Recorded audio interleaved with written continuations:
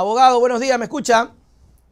¿Qué tal, Nelson? Buenos días, te escucho bien. Abogado, ¿cómo está? Muchas gracias. Nuestra conversación el día de hoy es para hablar sobre lo que nos deja la señora Viteri dentro de su administración. Pero yo quisiera, como abogado que está hoy en su despacho, me dé su criterio acerca de lo que está ocurriendo en el país antes de ir con el tema.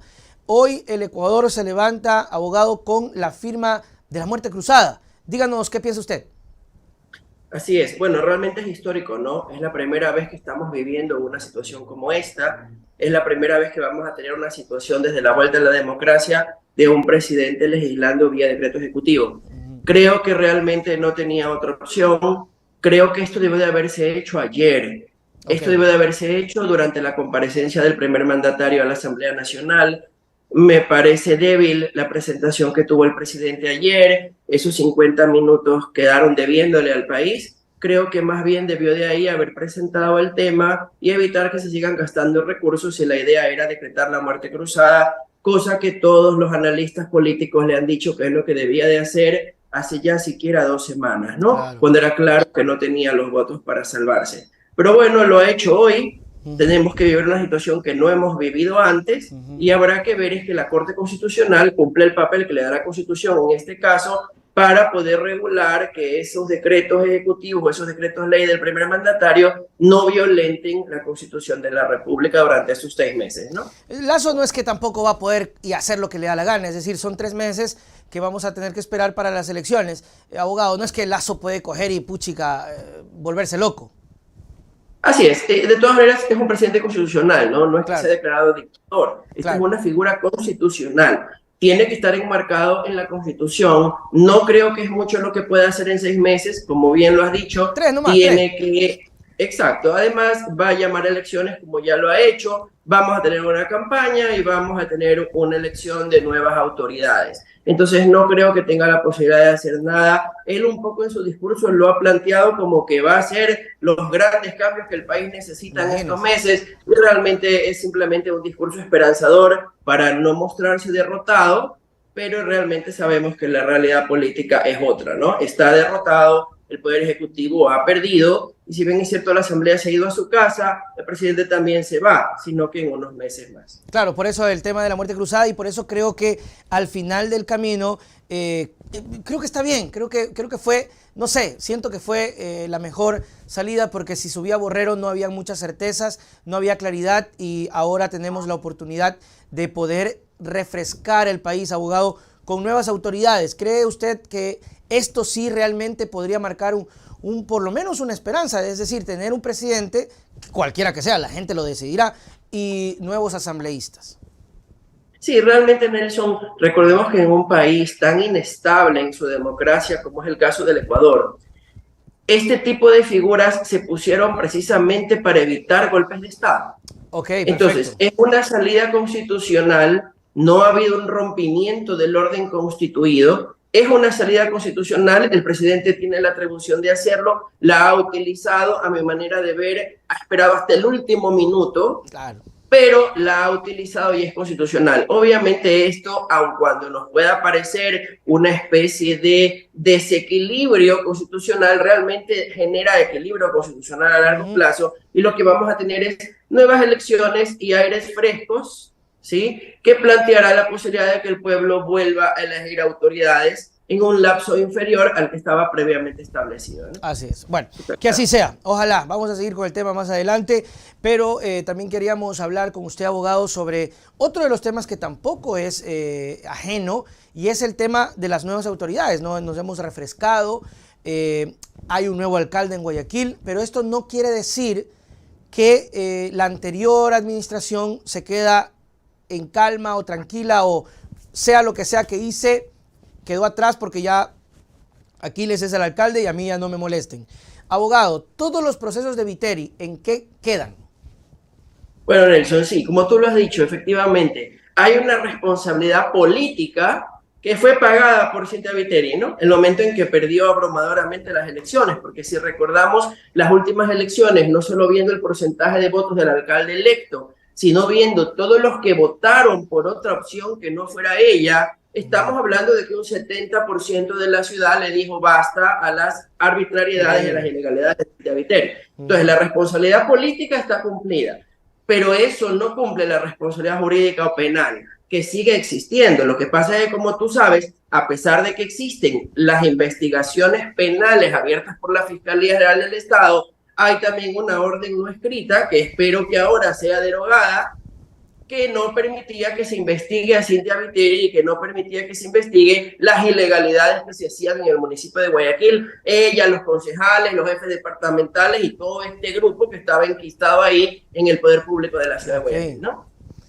Entonces, es lógico, esos procesos están abiertos, los procesos no han terminado y hay muchas otras cosas sobre las que no hay procesos penales porque la gente no quiso iniciar acciones penales porque la fiscalía no investigaba, pero que hay responsabilidades o hay cambios o hay revisión administrativa. El nuevo alcalde ha dicho que va a entrar a revisar cada departamento, cada lugar, cada fundación, etcétera, para hacer un análisis real de la situación. Y esperamos eso, porque hay muchas situaciones que, si bien es cierto, no tienen una implicación penal o no tienen un juicio penal o una investigación penal abierta en la fiscalía, no quiere decir que no hay que responder, pues, Nelson. Claro, por ejemplo, tú recordarás el gasto de $500,000 en esta obra Raíces, que si has caminado por la calle Romichaca, eso es una porquería lo que se encuentra hoy en el piso. Es una cosa horrorosa. Toda con agua de lluvia, toda con moho, no está ni siquiera el mantenimiento. O el tema, por ejemplo, que tú recuerdas, que fue el primer gran escándalo de Cintia Viteri, que fue el escándalo del tema de Parque Jerusalén, que después de 3 años y más de lucha de la ciudad de Lourdesa, al parecer lo que parece ser es que el parque ha sido vendido. Wow. No de una manera oficial, porque esto no se puede, claro, pero sí de una manera extraoficial. Por eso es que hay donaciones que se han hecho para el parque de diferentes agrupaciones culturales, religiosas, ciudadanas, etcétera, pero la concejal Dominga Nicolaide no permitía que las donaciones se instrumenten. Y ha sido que no lo permitía porque al parecer el parque ha sido vendido. Obviamente por la alcaldesa, que ya no está en funciones. Esto no tiene por qué ser respetado por el nuevo alcalde porque es totalmente ilegal, es un objeto ilícito, y vamos a ver cómo reacciona ante esa y otras situaciones, como el tema que tú sabes de la aerovía, claro, que ha quedado debiéndole aquí, ¿no? Jacobo, antes de seguir, porque la señora Viteri tiene pero hartísimas cosas que dejó pendientes. Es larga la estela de peculado. Y como decías tú, la pagó muy caro, y el Partido Social Cristiano hasta ahora tiene que estar sufriendo ese golpe durísimo. Jacobo, el tema del parque, a ver, pero ya el parque está, y ahora, ¿qué puede ocurrir? Porque ya por último, el parque está. De hecho, yo he pasado por ahí. De hecho, al frente creo está el teatro donde me sé presentar. ¿Qué ocurre ahí con eso, Jacobo? ¿Qué podría hacer el alcalde? Yo no creería que van a coger máquinas a destruirlo. O sea, no sé si eso es procedente, pero ¿qué responsabilidades acarrearía para los que cometieron esta ilegalidad? Sí, a ver, es procedente, pero no es lo que se ha pedido. Okay. Es procedente, Nelson, porque si tú edificas ilegalmente en la ciudad de Guayaquil, viene el sello de clausura y te hacen demoler aparte de la imposición de la multa, ¿no? Sí. Eso lo sabemos todos los ciudadanos que hemos sufrido esto. Aquí, a pesar de ser procedente, no es lo que se ha pedido. Lo que se pidió al municipio es que el parque vuelva a la ciudad de Lourdesa, a la que pertenece, que el parque tenga un control de guardias del municipio de Guayaquil, de la policía municipal, no guardias privados ni guardaespaldas privados del amigo de Cintia Viteri que al parecer compró el parque. De la misma manera, el parque tiene hasta el día de hoy cámaras de seguridad privadas que se observan en la vivienda del amigo de Cintia Viteri que al parecer compró el parque.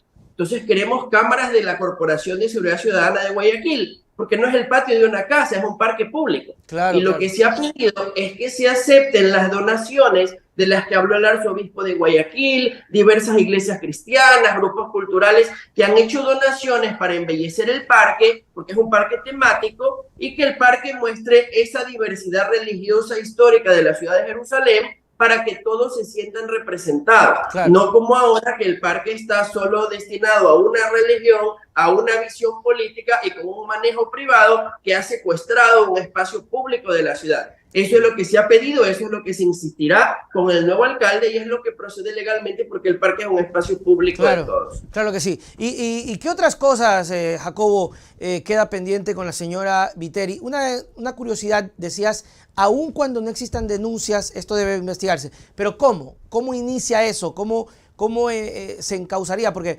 bueno, yo sé que hay investigaciones por el tema del aeropuerto, por ejemplo, que está ahí, no sé si avanzará, no sé si lo habrán cerrado, creo que lo cerraron, pero ¿cómo avanzaría una investigación sin una denuncia?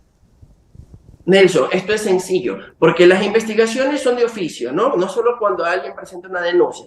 Podría la Fiscalía iniciar de oficio ya que no hay este poder político de la señora Viteri en el municipio. Okay. Pero hay otras entidades, el mismo municipio de Guayaquil, las nuevas autoridades, el momento en que llegan y encuentran ilegalidades, están obligadas por ley a denunciar. No solo en la vía penal ante la Fiscalía para que la Fiscalía inicie investigaciones, sino también a través de la vía administrativa. Hay una Contraloría General del Estado que no está haciendo la función correcta en la administración de la señora Viteri y hay muchas cosas que deben fiscalizarse. Por ejemplo, Carlos, Nelson, en la misma línea del Parque Jerusalén, el mercado norte de la ciudad, el mercado norte se sacó a los comerciantes de ahí y al parecer el mercado norte se le ha entregado a otro amigo de la señora Viteri para que extienda una situación de su negocio privado, que es una clínica que tiene ahí. Ya hay hasta los planos de lo que él está queriendo ejecutar ahí en perjuicio de la ciudad y en perjuicio de un espacio público. Tenemos también todo el tema de la aerovía, Nelson, que te comentaba. Aquí hay harto análisis que hacer a esas contrataciones y cómo la ciudad queda endeudada en algo que no soluciona su movilidad. Lo que pasó en Ordesa con la calle Guayacanes, Nelson. ¿Cuántos meses de perjuicio en el tema de la calle Guayacanes y que supuestamente era para que no haya más inundaciones y lo que hemos visto es que este problema no se solucionó? Y hay otro punto fundamental, Nelson. Está el tema también del esposo primero de la señora Viteri, que se hizo terrateniente de la Vía La Costa siendo esposo de la alcaldesa en funciones. Eso de ahí es una investigación que le está debiendo a la ciudad de Guayaquil el tema del gobierno cuando hace el análisis de la agencia de análisis financiero del gobierno, porque el señor es una persona expuesta políticamente, es un PEP, entonces tiene que ser investigado de dónde salieron esos recursos, porque sus declaraciones al SRI no tienen que ver con eso. Hay otra cosa adicional, la fiscalización del tema de letras vivas, Nelson. Oh, claro. Estamos hablando ahí de otro $500,000, de un peculado, de un perjuicio a la ciudad, y es una investigación que sigue en la Fiscalía, pero hay una investigación interna que hacer una auditoría completa, porque esto termina siendo beneficiario la misma familia. Recuerda tú que hicieron el contrato, luego declararon desierto porque no cumplían los requisitos, y luego contratan con el hermano del que inicialmente habían contratado. Hay todo el tema adicional de la piscina con olas, Nelson. No nos olvidemos de eso. Son más de $2 millones del erario público desperdiciados en una situación que no era prioridad para la ciudad de Guayaquil. Entonces aquí hay una distorsión de manejo de fondos públicos y hay también una situación en donde debe de responderse. Como por ejemplo, Nelson, cuando la señora Viteri llevó todas las camionetas de seguridad del municipio a desfilar a Quito, tú recordarás, en junio del 2022, ¿quién pagó la gasolina de todas estas camionetas, de todo este show? Claro. ¿Por qué no estaban estas camionetas controlando la seguridad de la ciudad? Acá estábamos muriendo. Así es, entonces hay una gran cantidad de cosas que están todavía para análisis, que si aquí hacemos una auditoría completa de lo que hay que responder, vamos a encontrar que el municipio no responde en eso, porque resulta ser que el municipio de Guayaquil responde a los ciudadanos como a nosotros lo ha hecho, y nos responde diciendo que no hay contratos, que no hay permisos, que no hay autorizaciones, que no hay facturación. Entonces, todo esto debe de revisarse y todo esto puede generar nuevas investigaciones, no solo de índole penal, sino también administrativas vía Contraloría General del Estado, porque las nuevas autoridades no tienen por qué ser cómplices de todas estas ilegalidades y todas estas arbitrariedades que se cometieron en la época de la señora Viteri. Jacobo, en ese punto que me parece bastante interesante e importante, ¿han tenido ustedes algún acercamiento con Aquiles para poder impulsar, empujar? Porque lo que tú dices tiene razón. Es decir, a ver, si yo soy el alcalde de Guayaquil y vienes tú y tu equipo y todo el estudio jurídico y me dice, vea, aquí hay cosas que no es que estamos locos. Por algo la señora perdió elecciones, por algo la señora, ya la gente le quitó el respaldo. Debería empujarlo, porque si Aquiles no lo empuja, no es que él fue el responsable, pero acuérdense de lo que está pasando con Lazo. O sea, políticamente no es que Aquiles entra y recién empieza Guayaquil. Guayaquil ya está y él tiene que seguir, denunciar, investigar y obviamente trabajar. Mira, Nelson, aquí hay un punto muy importante que tú has tocado y es el tema de lo que pasó. Toda la pelea contra la administración y las ilegalidades de Cynthia Viteri empieza cuando la ciudadela Ordesa, a través nuestro, se levanta por el tema de la defensa de su parque. Okay. Esto fue lo que encendió la mecha de toda la ciudad. Esto fue lo que hizo que otros barrios entren en la discusión y que la gente vea que no hay que tener miedo de denunciar. Cuando nosotros salimos denunciando la ilegalidad de Parque Jerusalén, toda la ciudad estaba sorprendida porque nadie había denunciado nada en 30 años. Claro. Pero esta fue la mecha que prendió y que generó todo lo que terminó en que perdieran las elecciones como las perdieron. Efectivamente le corresponde al nuevo alcalde. No hemos tenido un acercamiento directo porque entendemos que él recién está en funciones, recién se está enterando, pero obvio, vía comunicaciones es así, más allá de que lo hacemos público también a la ciudadanía, dado que somos los que llevamos investigando a Cynthia Viteri 3 años y 8 meses, prácticamente toda su gestión, hemos creado, Nelson, un repositorio de ilegalidades de la administración de Cynthia Viteri. Sí, güey. ¿Por qué? Porque como escuchamos que en algún momento estaban desapareciendo documentos públicos del municipio, tú habrás oído esa denuncia, sí, claro. Mágicamente estaban quemando documentos. Como nosotros tenemos cartones enteros, más de 25 cartones de documentación, todo eso está a disposición, no solo de la ciudadanía, sino también del señor alcalde. Más allá de que en el repositorio del propio municipio están todos nuestros documentos, Nelson. Estamos hablando de que en estos 3 años, 8 meses, hemos presentado 1.564. Escucha bien el número. Wow. 1.564 solicitudes de información sobre proyectos municipales.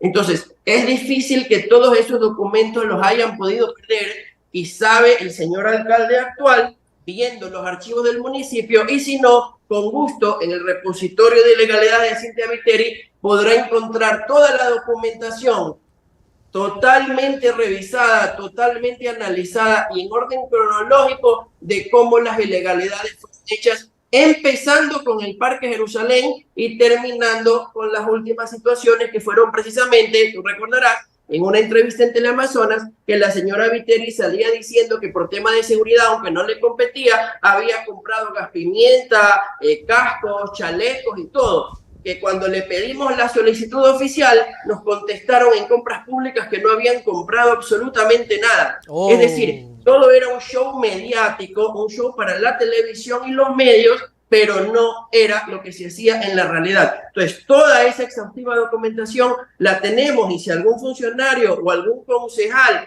que esperamos ahora la ciudad sí tenga concejales en esta nueva etapa, cualquier concejal que quiera fiscalizar como es su deber, aquí estamos con todos los documentos prestos para que puedan hacerlo sin ningún problema.